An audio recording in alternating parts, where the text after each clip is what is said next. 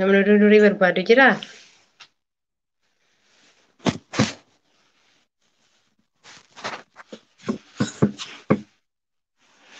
Hordoftootaa fi daawwattoota kiyyaa qophii saamartuubii kan daawwachaa jirtan galatoomaa isinii jedha. Oduu durii bareedaa wayii qabadhee isinii dhufeera.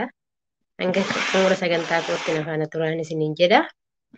Mata dureen oduu duriitis saree fi harree jedha.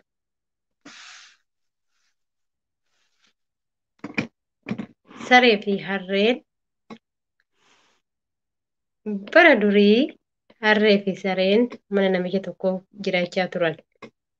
Sareen hojiinsaa halkan mana eegudha. Harreen immoo xaafii baatee gabaa geessudha. Akkasumas waan bitames fuudhee galuudha. Haa ta'u malee harree fi sareen hojii isaaniitti gammaduu miti.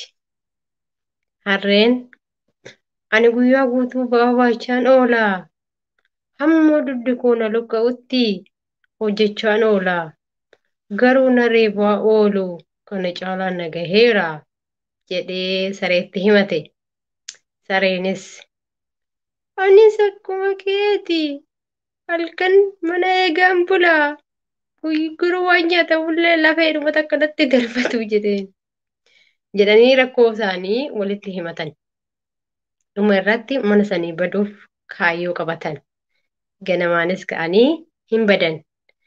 Achii ba'anii magaalaa san deebanii laga keessa deemuu eegalan. Harreen marga isaa dheeduu bishaan lagaa dhuguu eegale. Sareen garuu waan nyaatu tokkollee waan argan. Harreen garuu waan baay'ee nyaatee quufeef amma ani garuu garaan koo waan quufeef nan alaakaa jedhee sareetti himate. Sareenis lakkiini waraabessi sagalee kee dhaga'u dhufee nyaata jedhee akeekkachiise. Harreen garuu didee alaake. Achii booda waraabessi harree sagalee dhaga'ee barbaacha laga keessa gad jedhe. Ammas harreen marga nyaatee waan quufeef ammallee isa tokko qofa naaf eeyyami nan alaakaa jedheen. Sareenis lakkii dhiisi an sodaadheera hin alaakin jetteen. Harreenis hima saree dhaga'uu didee alaake. Yommuu ofirra garagaru waraabessi harree ati sagalee kee dhageessi barbaacha tura iddoo as jirta jedhee utaalee morma harree qabatee ajjeese. Waraabessi foon harree nyaatee quufee yommuu ol jedhu saree arge. Ati immoo maal asii gootaa jedheen saree gaafate. Jennaan sareenis ani harree wajjin mana jiraadhu baanee hojii isaaniitis hunduma isaa itti himan. Achi booda mee kootu foon harree kana naaf eegi deemeen dhufaa jedhee foon harree nyaatee isaaf lakkaa'ee itti kennatee deeme. Xiqqoo ture yoo waraabessi dhufu sareen mataa keessaa fudhatte. Sammuun harree keessa hin jiru. Waraabessis eessa geessite sammuu harree kanaa jedhee dheekkamee gaafate saree. Sareenis obbo waraabessu harreen kun sammuu qabu sammuu qabatee beeke anumaayyuu manaan hin baasu jedheen.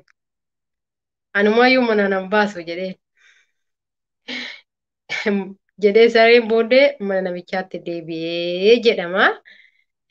Garuu oduu durii kanarraa baay'ee hubattu tana yaada. Maal seetan yeroo namni wanti nama muudanne hin jiru yoo namni waan tokko naaf wayya jedhanii yookaan biyyaa ba'an yookaan immoo rakkoo sanii oliituu namarra gahuu danda'a. Kun akkasitti waan naaf wayyaa jedhee harreenis manaa ba'ee lubbuun isaa darbee.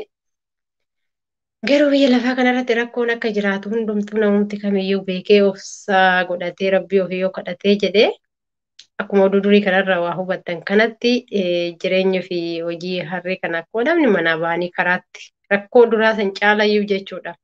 Rakkoo san keessaa baana jennee rakkoo caalu saniyyuu jechuudha. Isattiyyuu dhaqanii waan hin taanerra gahanii. Kanaaf isinis immoo ijoolleen keessayyuu biyya namaa keessa jirtanii biyya arbaa biyya namootaa keessa hojjettanii Wanta isin miidhamne oo namni isin miidhallee obsaatuma akkasittuu akkasumatti jiraadha malee akkasitti akka harreef saree kana baay'ee nama gaddisiisa. Booddee kana jalaa bahee kan biraa dhaqa yoo jedhan yookaan wanti sunuu nama ta'uu baate rakkoo namarra gahuu danda'a. Garuu amma laallee jennus immoo meeqatu manaa bahee meeqa karaa irratti hafe kunoo lubbuu isaa dabarte meeqame mee ijoollee mana arabaa keessa hojjetan laala. Kanaaf yoo obsa qabaannee jennee rabbiin illee obsa nuuf haa kennu. Obsa godhannee teenyetuma sabriidhumaanii rabbii ofii kadhachaatuma ta'anii hojjetachuudha malee maal godhanii wanti godhan hin jiru. Namoonni immoo eenyu akka na faana jirtan hin beeku. Namoonni na faana jirtan barreessaa mee koomatti.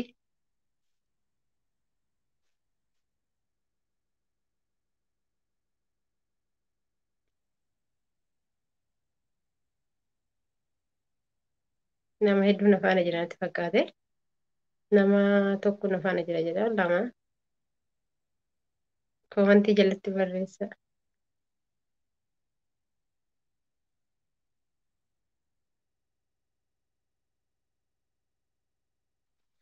Bakka nagaan dhuftanii isiniin jedha warri dhuftanii na hordofaa jirtanii. Koomantii barreessaa mee eenyu akka na faana jirtan hin beekne.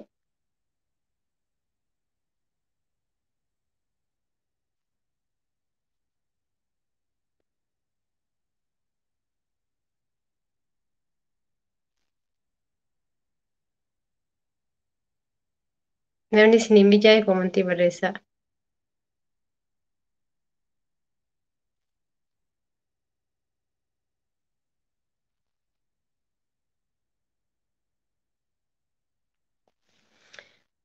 Oduun durii keenyarraa isa kana fakkaata. Yeroo biraatis immoo viidiyoo biraatiif walitti deebinaa. Warroonni isinitti tolee sheerii, laayikii godhaa, sabiskiraayib godhaa. Warri maatii kun ta'an immoo viidiyoo kanarraa garuu waa baay'ee hubattudha yaada.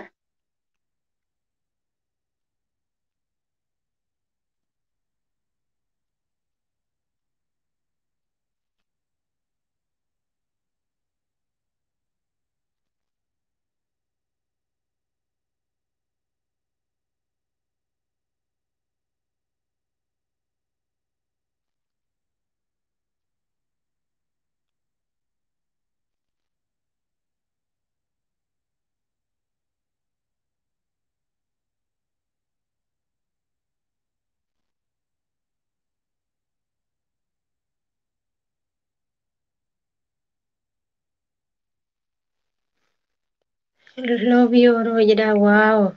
Baga nagaan dhufte loobii akkam fayyaa keetii jirtan jabaattaa. Baga nagaan dhufte.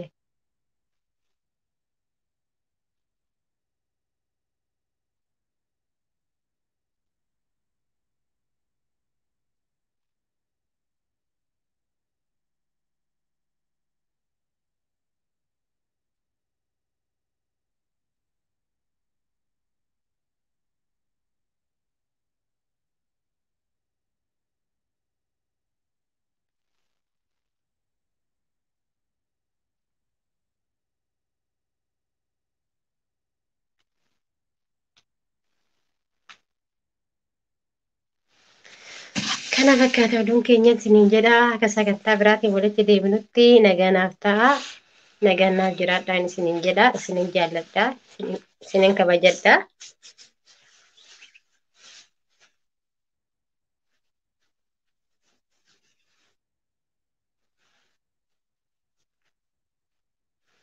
Shamarran nurra teessee xarahaa tottolfatta akka nuun hin jenne. An akkanuma hojii kiyya. Kanaaf ishee bakka nagaanaa ta'a. Nagaanaaf jiraadha. Yeroo biraa immoo viidiyoo biraatiin walitti deebinaa. Isiniin jedha. Akka sagantaa biraatiin walitti deebinutti nagaanaaf ta'a. Baay'ee isiniin jedha.